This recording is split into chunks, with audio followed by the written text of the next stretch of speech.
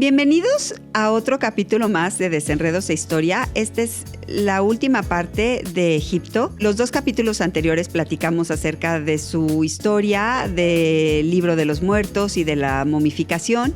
Y en esta última parte vamos a hablar sobre tres temas, vamos a llamarle así, independientes, totalmente relacionados unos con otros, que tienen que ver con la cultura egipcia, obviamente, pero de manera específica. Primero vamos a hablar acerca de las pirámides de Keops, Kefren y Micerino.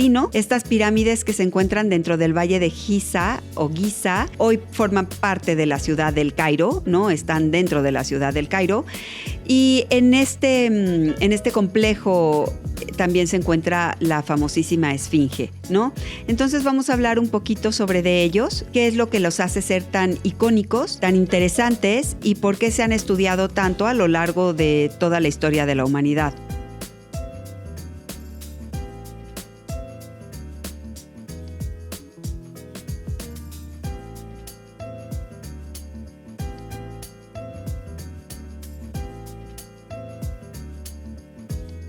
De entrada, nadie sabe exactamente desde cuándo y quién fue quien las construyó. Cuando los egipcios ya era una cultura consolidada y en sus primeros orígenes y en sus primeros inicios, las pirámides ya existían. Son geométricamente perfectas. Es algo que no se puede explicar hoy cómo es que se hicieron con los elementos tan rudimentarios que en ese entonces se tenía y cómo es que lograron tal perfección geométrica. Además de esto, las pirámides están alineadas con la constelación de Orión, exactamente con el cinto o el cinturón de Orión. Y no nada más esto, la pirámide más grande, que es la pirámide de Keops, es la pirámide que va totalmente alineada hacia la estrella más brillante del cinto de Orión. Porque si ustedes, para nosotros hoy conoceríamos este cinto o esta parte de la constelación de Orión como los tres Reyes Magos, son lo que llamamos los tres Reyes Magos. Si nosotros las vemos en la época del año que son visibles, no forman una línea recta perfecta, están un poco como desviadas. Y la estrella más brillante y esta desviación corresponden exactamente a las tres pirámides. A la pirámide de Keops, la estrella más brillante, y las otras a las dos estrellas que están, vamos a llamarle, desalineadas. El conocimiento astronómico debe de haber sido increíble, amplísimo, para poder totalmente vincularlas a esto. La Esfinge tiene un camino, está totalmente apuntada hacia la pirámide de Micerino y no es un camino recto. Y también se piensa que tiene que ver algo con las estrellas. Recuerden que en la antigüedad se reproducía el mundo terrestre al mundo celestial. Había muchísimo tiempo, las estrellas eran mucho más claras, se podían ver y se conocían mucho más las estrellas.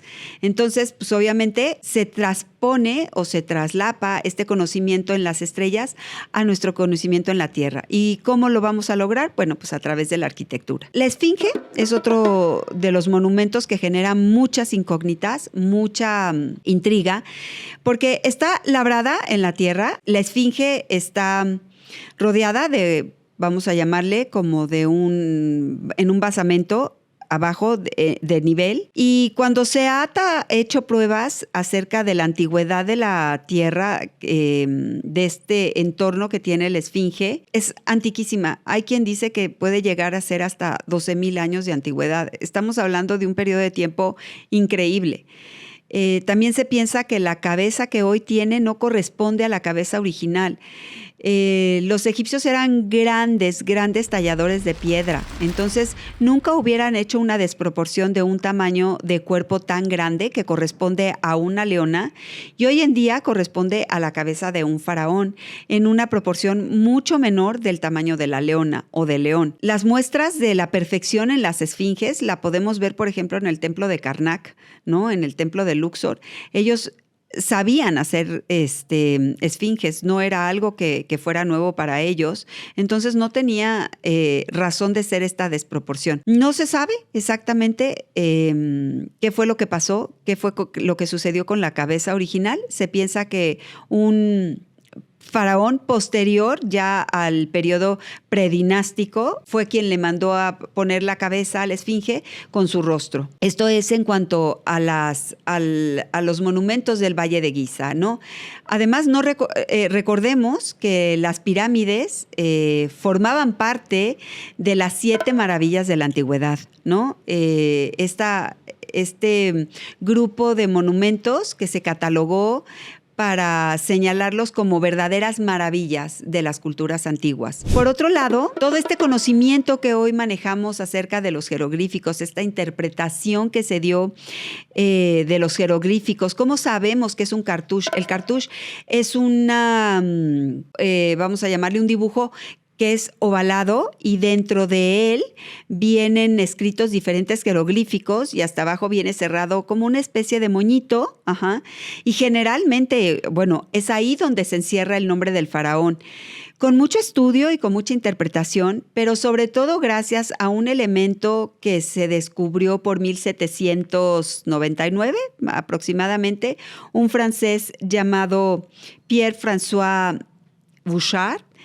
Él descubre la piedra Rosetta, ¿no? Y entonces, gracias a esta piedra Rosetta, que es como un diccionario, si lo queremos ver así, podemos conocer y podemos leer qué es lo que dicen los jeroglíficos. Y es así como se descubre el libro de los muertos, es así como se descubre mucho de la historia, mucho de sus procedimientos, mucho de la vida diaria de los egipcios, ¿no? Esta piedra Rosetta no es que estuviera escrita, vamos a llamarlo, de los jeroglíficos, algún otro idioma actual, ni mucho menos. No.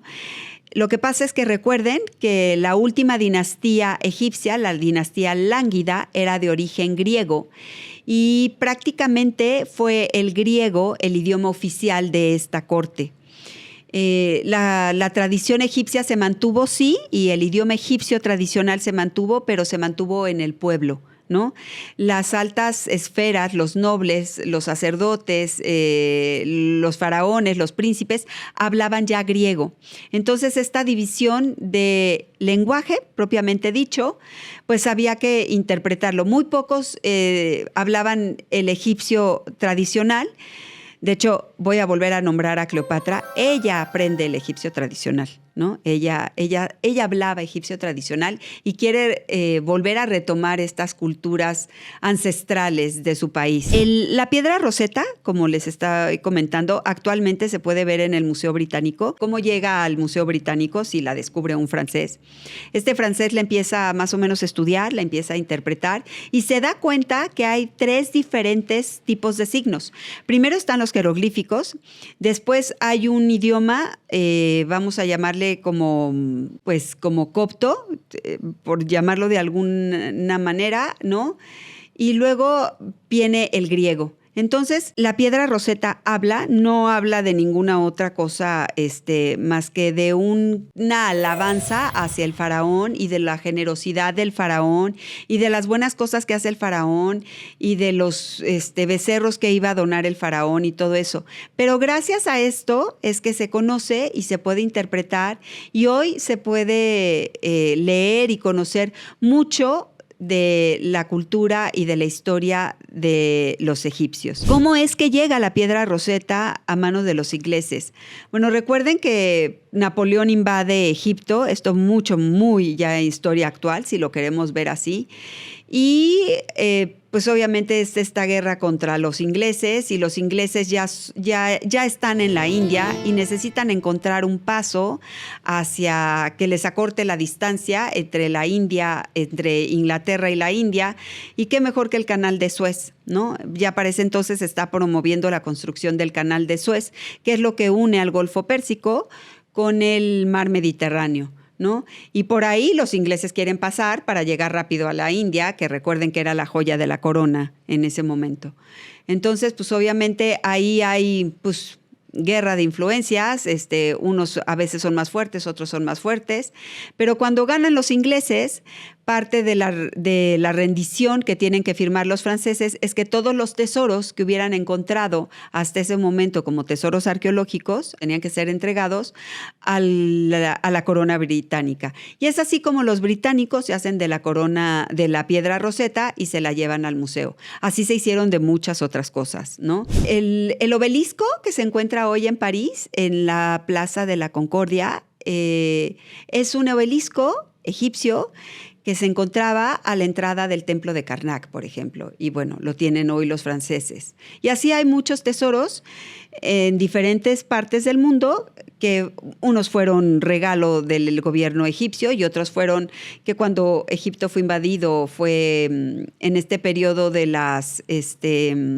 protectorados, tanto francés como inglés, bueno, fueron saqueados de sus tesoros arqueológicos, ¿no? El faro de Alejandría sobrevivió todavía muchísimos siglos después de haber sido construido.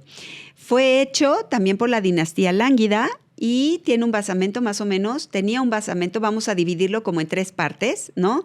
La primera parte es el basamento y es un faro tal cual que dirigía, recuerden que Alejandría era un puerto en donde se comerciaban pues todos los productos de la época de la zona del Mediterráneo, ¿no? Aceite de oliva, oro, todo, telas, vasijas de barro, todo lo que se pudiera producir en ese entonces en la época se comerciaba y la manera de transportarlo o era mediante caravanas a través del desierto o mediante la navegación. Y para orientar a la navegación es que se crea o se construye el faro de Alejandría. El faro, como les decía, vamos a dividirlo en 3 partes. La primera parte es este basamento como de unos 37 metros cuadrados aproximadamente. Luego un segundo cuerpo, ¿no? Hasta llegar a la torre.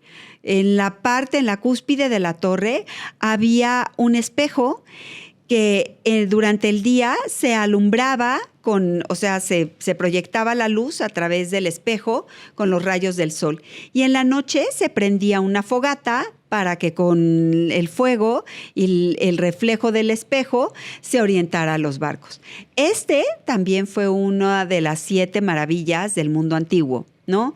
Yo siempre digo y creo que Egipto es el país de las maravillas, y no solo por estas 2 maravillas, sino por todo lo que da, por todo lo que ha dado y por todo lo que es. A mí me parece uno de los países más increíbles del planeta, ¿no? Y por último, quiero platicarles acerca de Abu Simbel. Es este templo que en el primer capítulo a lo mejor se los platiqué un poquito, que mandó construir Ramsés II. Él sí les dije que para mí es uno de los personajes con mayor ego en la historia de la humanidad. Y manda construir este templo que es fabuloso, increíble. Está labrado en la tierra.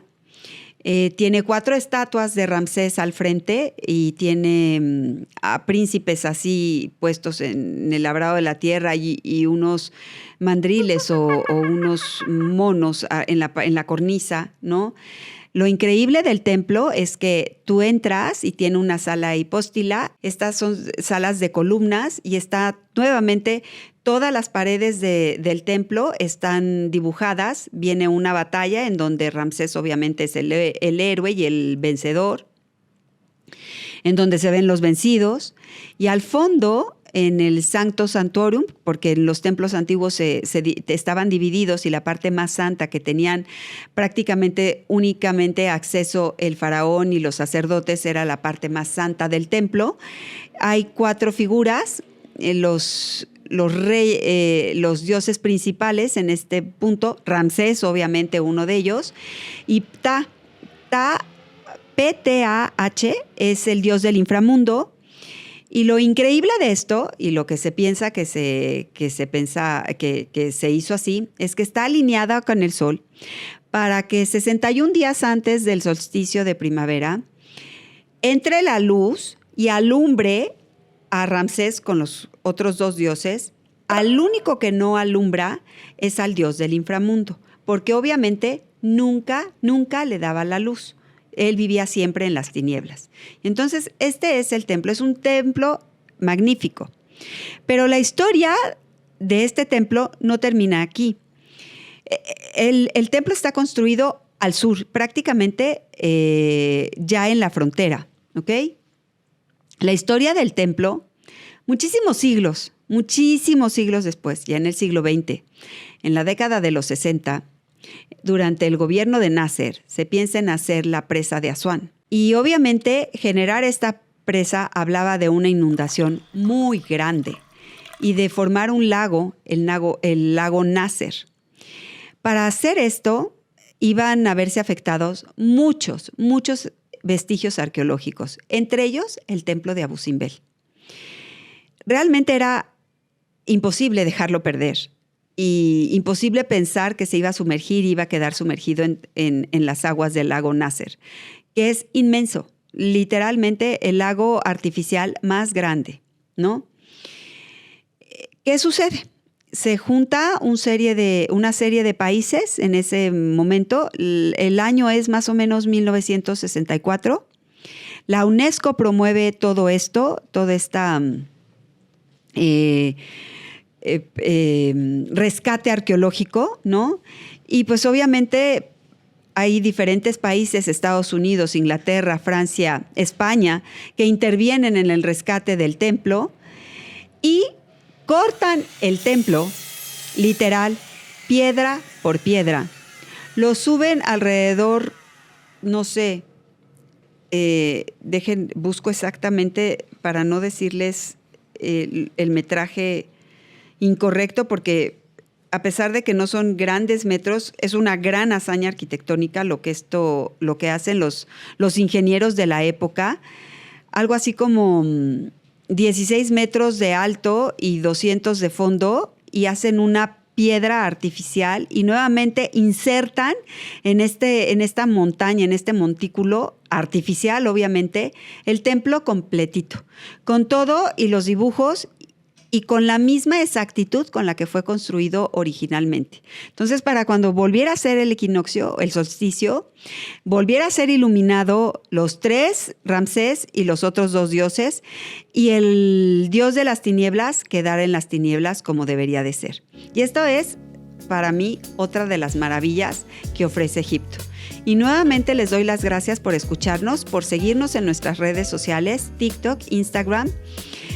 No se pierdan el siguiente capítulo. Estaremos hablando de otra de las culturas de la antigüedad. Nos pueden ver en YouTube y escucharnos en Spotify.